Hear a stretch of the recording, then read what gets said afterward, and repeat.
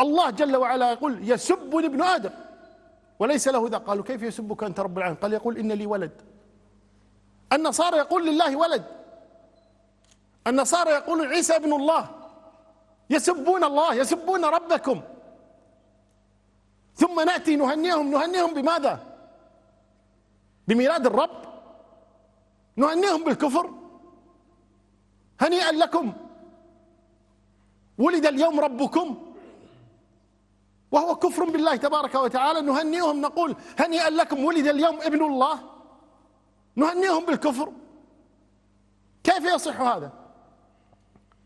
ابن القيم رحمه الله تبارك وتعالى يقول: ويا عجبا لقبر ضم ربا واعجب منه بطن قد حواه، أقام هناك 9 من شهور لدى الظلمات من حيض غذاه، ويأكل ثم يشرب ثم يأتي بلازم ذاك، هل هذا إله؟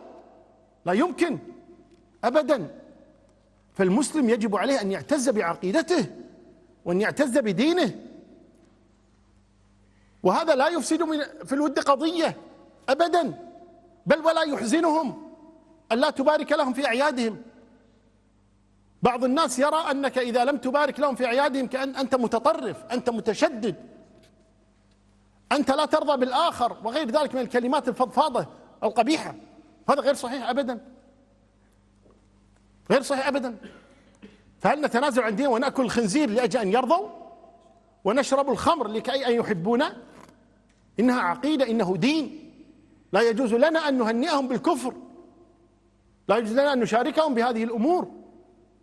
وإن كان الإنسان يخشى على نفسه من الاتهام بأنه متشدد فليشرب الخمر وليأكل الخنزير إذن، وهم لا يغضبون لذلك، والله لا يغضبون لذلك.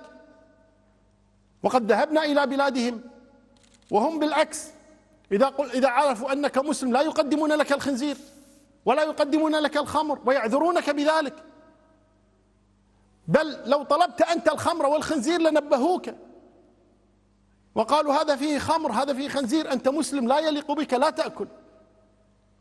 هم يمنعونك.